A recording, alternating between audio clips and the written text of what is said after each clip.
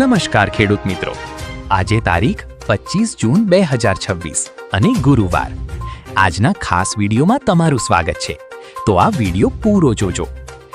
આજની હવામાનની વાત કરવામાં આવે તો હવામાન વિભાગે દક્ષિણ ગુજરાતના સુરત, નવસારી, વલસાડ, ડાંગ તેમજ દમણ, દાદરા અને નગર હવેલીમાં ભારે વરસાદની ચેતવણી જાહેર કરી છે. ઉપરાંત અમરેલી અને ભાવનગર જિલ્લામાં પણ ભારે વરસાદની શક્યતા વ્યક્ત કરવામાં આવી છે. સાથે જ દક્ષિણ ગુજરાત અને સૌરાષ્ટ્રના અનેક વિસ્તારોમાં 40થી 50 કિલોમીટર પ્રતિ કલાકની ઝડપે પવન, વીજળીના કડાકા અને ગાજવીજ સાથે વરસાદ પડવાની આગાહી કરવામાં આવી છે. હવામાન નિષ્ણાંત અંબાલાલ પટેલના જણાવ્યા અનુસાર દક્ષિણ સૌરાષ્ટ્ર અને દક્ષિણ ગુજરાતમાં ભારે વરસાદની આગાહી કરવામાં આવી છે. મધ્ય ગુજરાત અને ઉત્તર ગુજરાતમાં માત્ર વરસાદી ઝાપટાની આગાહી તેમણે કરી છે.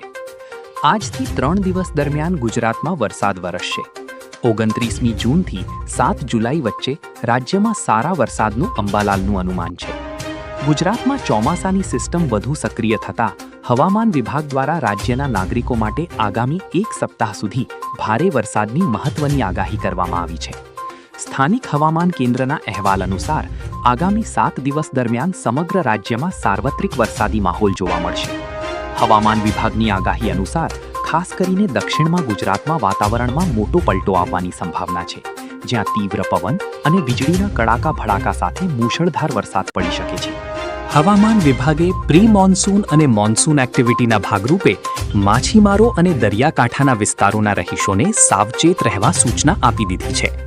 26 જૂન શુક્રવારનું હવામાન દક્ષિણ ગુજરાત પ્રદેશના જિલ્લાઓ જેમ કે સુરત, ડાંગ, તાપી, નવસારી, વલસાડ અને દમણ, દાદરા અને નગર હવેલીમાં છૂટાછવાયા સ્થળોએ વરસાદની સંભાવના છે. સૌરાષ્ટ્રના જિલ્લાઓ જેમ કે અમરેલી, ભાવનગર, ગીર સોમનાથ અને દીવમાં છૂટાછવાયા સ્થળોએ ગાજવીજ સાથે હળવાથી મધ્યમ વરસાદની સંભાવના છે. વરસાદના પળે પળના સમાચાર મેળવવા માટે આપણી ચેનલને સબસ્ક્રાઇબ જરૂર કરી લેજો. ધન્યવાદ.